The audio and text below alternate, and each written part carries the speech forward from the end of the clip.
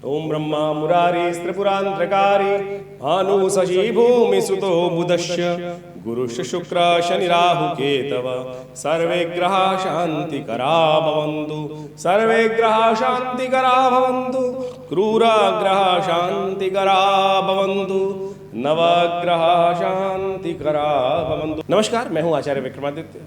वृषभ राशि वालों के लिए शनि मंगल की युति जो चल रही थी वो विशेष तौर पे अब परिवर्तन की तरफ जा रही है। 23 अप्रैल को शनि मंगल की युति जो थी वो हटने जा रही है। पिछले करीब 2 महीने से मान के चलें कि शनि महाराज आपके योग कारक है ना, आपकी वृषभ राशि वालों के लिए, और वो भयावह स्थिति में थे। 30 वर्ष बाद आपकी राशि के अनुसार से इस प्रकार से सुंदर तरीके से थे, और अब 1 वर्ष रह गया है कि यहाँ पर आपको विशेष तौर पर सुंदर तरीके से सम्मान पद प्राप्ति के योग देने वाले हैं। लेकिन फिर भी कई कारणों से वृषभ राशि वालों के लिए शनि मंगल की इस प्रभाव या शनि सूर्य के प्रभाव से अननेसेसरी शनि के दुष्प्रभाव को, शुभ प्रभाव को कम करने का योग बनता आ रहा है गोचर के दृष्टिकोण से। लेकिन अब ग्रहों का परिवर्तन इस प्रकार का हुआ है कि शनि महाराज पूरी तरह से अब आपके लिए लाभ के योग बनाएंगे, क्योंकि शनि मंगल की युति हट रही है। 23 अप्रैल से शनि मंगल जो है वो अलग होने जा रहे हैं। मंगल चले जाएंगे एकादशवें भाव में मीन राशि के होकर, और शनि महाराज पूरी तरह से योग कारक स्थिति में उत्पन्न होकर आपके दशम भाव में विराजित रहेंगे 1 वर्ष में। यहाँ क्या क्या स्थान करेंगे? दशम भाव मान सम्मान का भाव है, पद का भाव है, पिता का भाव है, सफलता का भाव है। इन सब में कहीं ना कहीं अच्छे से बहुत सुंदर योग बनने की स्थिति उत्पन्न होगी। साथ साथ बृहस्पति महाराज भी परिवर्तन होकर आपके इस वर्ष आने वाले 2 महीनों बाद जिस प्रकार से शुद्ध होकर, वैसे तो मई के पहले भाग में ही करीब 1-2 मई को ही बदल कर वो लग्न में आ जाएंगे आपकी राशि के अनुसार से, लेकिन शुरू में शनि महाराज सूर्य महाराज उनको अस्त कर देंगे। लेकिन उसके बाद जब वो उदय हो जाएंगे तब देखिएगा इन दोनों ग्रहों के, देखिए कितनी सुंदर योग बनेगा।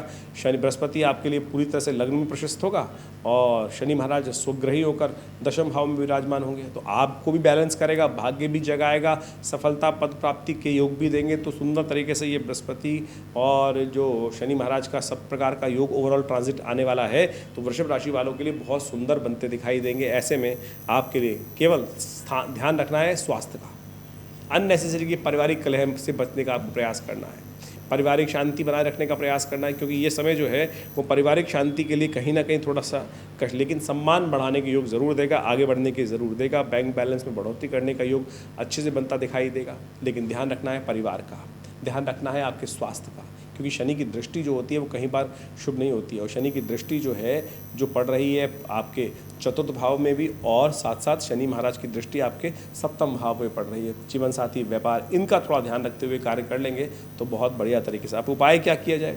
शनि तो वैसे आपके योग कारक है, कोशिश ये करें हनुमान जी का स्तवन कर लें, हनुमान चालीसा का नित्य प्रति पाठ कर लें, सुंदरकांड का पाठ कर लें, और इन सब के लिए यदि समय हो तो आप कोशिश ये करें आनंद भाव से नित्य प्रति इन सबको करते हुए कार्य करने का प्रयास कीजिए। शनि मंगल की युति हट गई है, पूरे विश्व में इस युति ने कई प्रकार से परेशान किया, भयावह वातावरण बनाए, कई प्रकार की स्थिति उत्पन्न करी, युद्ध की स्थिति उत्पन्न करी, विस्फोटक स्थिति उत्पन्न करी। लेकिन शनि मंगल का टकराव पूरे वर्ष चलना है इस बार।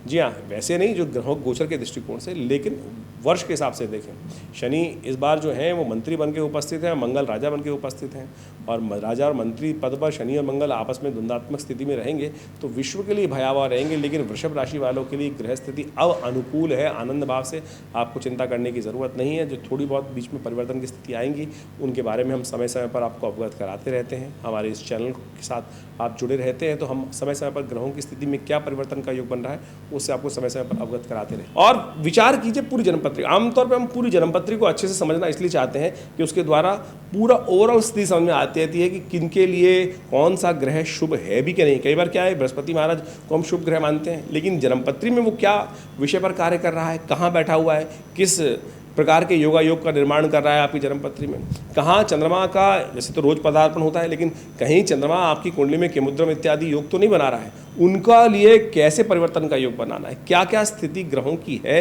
और कौन कौन से खास उपाय कर कर उन ग्रहों स्थिति को परिवर्तन करने के लिए आप उपाय कर सकते हैं, वो खास तौर पर जान लेना चाहिए।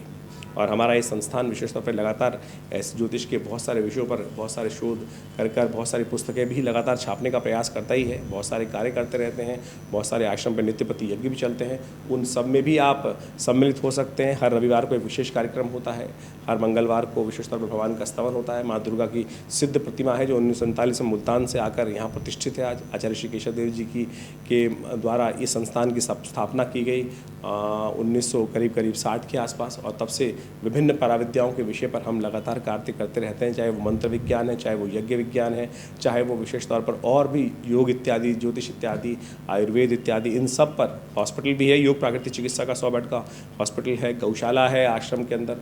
दिल्ली जैसे क्षेत्र में लगातार हम पिछले करीब 50-60 सालों से ये सुंदर कार्य, आध्यात्म के संबंध में कार्य यहाँ से करने का प्रयास कर रहे हैं। और आप सब लोग हमारे आश्रम से जुड़ सकते हैं। और बहुत सारे हॉस्पिटल है, योग प्राकृतिक चिकित्सा आयुर्वेद का एक 100 बेड का हॉस्पिटल है जो आश्रम में कार्यरत है, सेंट्रल गवर्नमेंट के पैनल पर है, दिल्ली गवर्नमेंट के पैनल पर है।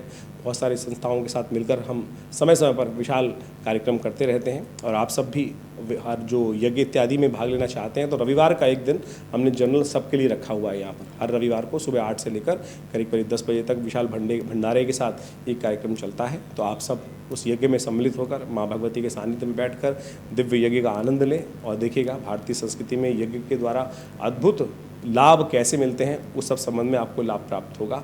तो जुड़िए विवेकानंद योग आश्रम से। धन्यवाद, नमस्कार।